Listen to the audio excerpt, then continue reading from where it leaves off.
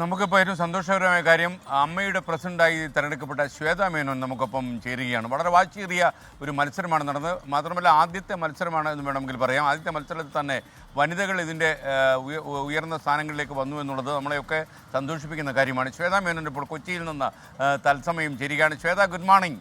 ആദ്യം congratulations from Calicut. ഞാൻ കോഴിക്കോടാണ് ഇപ്പോൾ ഉള്ളത്. Good morning. ശരിക്കും ഒരു വനിത.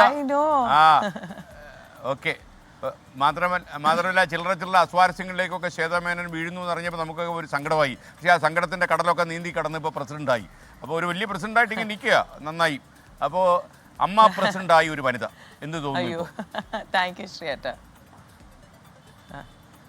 ഒരുപാട് സന്തോഷം. എല്ലാവരും ഒരുപാട് വർഷങ്ങളായിട്ട് പറയുന്നുണ്ടായിരുന്നു AMMA എന്ന്.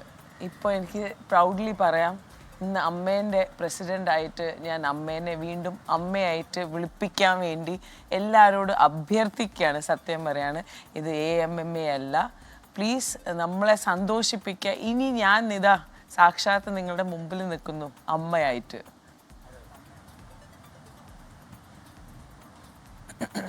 ഇപ്പോൾ നമ്മൾ വേറെ രീതിയിൽ പറഞ്ഞു കഴിഞ്ഞാൽ അമ്മയുടെ പ്രസിഡൻ്റായിട്ടൊരു അമ്മ വന്നു ആദ്യമായിട്ട്. എങ്ങനെയുണ്ടത്? സത്യം, നല്ല ഫീലിംഗ് ആണ്. നല്ല ഫീലിംഗ്. എന്തായാലും ശ്വേതയ്ക്കൊരു അമ്മയുടെ ഭരണസാരഥ്യം വഹിച്ചൊരു പരിചയമൊക്കെ ഉണ്ട്. വൈസ് പ്രസിഡന്റ് ആയിരുന്നു, അന്നൊക്കെ വളരെ സജീവമായിരുന്നു. ഇടവേളയ്ക്കൊപ്പം ഇടവേള ഇല്ലാതെ ഓടി നടക്കുകയായിരുന്നു ശ്വേതയും. അപ്പോൾ മാത്രമല്ല ശ്വേത എപ്പോഴും ഇങ്ങനെയുള്ള കാര്യങ്ങളെ കുറിച്ച് കാര്യക്ഷമത കാണിച്ചിട്ടുള്ള ഒരു അഭിനേത്രിയാണല്ലോ. അപ്പോൾ ഇത് അതേസമയം അമ്മയിലെ പ്രശ്നങ്ങൾ, ഒരുപാട് ആർട്ടിസ്റ്റിന് അവസരം കിട്ടുന്നില്ല, പലപ്പോഴും ബോക്സ് ഓഫീസിൽ പല സിനിമകളും പരാജയപ്പെടുന്നു. ഇങ്ങനെ 100 പ്രശ്നങ്ങൾ നമ്മുടെ താരങ്ങളെ അലട്ടുന്ന ഒരു സമയത്താണ് താങ്കൾ പ്രസിഡൻ്റായി മാറുന്നത്. അപ്പോൾ ഈ പ്രശ്നങ്ങളോടൊക്കെയുള്ള പുതിയ പ്രസിഡന്റ് സമീപനം എങ്ങനെയായിരിക്കും?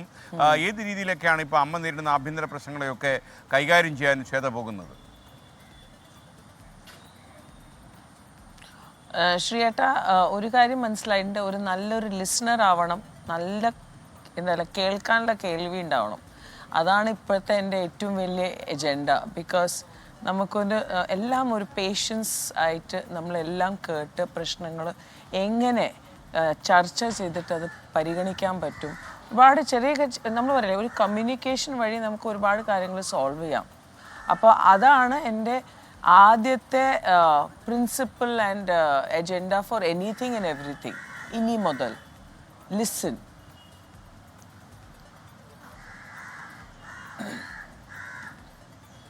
അപ്പോൾ ശ്വേത, ശരിക്കും ഈ മത്സരം വളരെ വാശിയേറിയ ഒരു തെരഞ്ഞെടുപ്പ് തന്നെയായിരുന്നു. കാരണം ഒരു താരബഹുലമായ ഒരു തെരഞ്ഞെടുപ്പ് ആയതുകൊണ്ട് ഒരുപാട് ആളുകൾക്ക്, പ്രേക്ഷകർക്കൊക്കെ വലിയ താല്പര്യമായിരുന്നു ഈ തെരഞ്ഞെടുപ്പിൻ്റെ ഓരോ വഴിയിലും.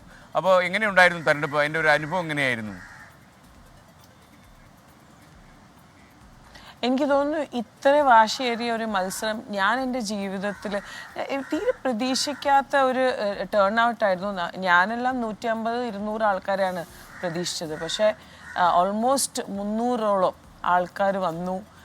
അവരവരുടെ വോട്ടുകൾ രേഖപ്പെടുത്തി, അവരവരുടെ ഇമോഷൻസ്, അവരവരുടെ സജഷൻസ്, അവരവരുടെ വികാരം ഏത് രീതിയിലും പറഞ്ഞാലും, മീൻസ് എല്ലാം generation, from youngsters to the old, everybody came. അത് ഭയങ്കര സന്തോഷമായിരുന്നു. That was the main thing. എല്ലാവരും വന്നുല്ലോ. ബിക്കോസ് യൂഷ്വലി വർഷത്തിൽ ഒരു ജനറൽ ബോഡിയാണ് നടക്കാറുള്ളത്. ഇത് ജസ്റ്റ് ഇപ്പം ഒന്ന് കഴിഞ്ഞു, അടുത്തത് തുടങ്ങി. സോ അതിൻ്റേതായ ഒരു ആൾക്കാർ വരുമോ. പിന്നെ രാവിലെ തൊട്ട് നല്ല മഴ. അപ്പോൾ നന്നായിരുന്നു. പിന്നെ എന്താ പറയുക, എൻഡ് ഓഫ് ദ ഡേ ഒരു ചെറിയൊരു കുടുംബമല്ല, 506 ആൾക്കാരുടെ ഒരു കുടുംബമാണ്. അപ്പോൾ എത്ര വാശി പിടിച്ചാലും അങ്ങോട്ടും ഇങ്ങോട്ടും നമ്മൾ കണ്ട് സുലു ആയിട്ട് നടന്നു.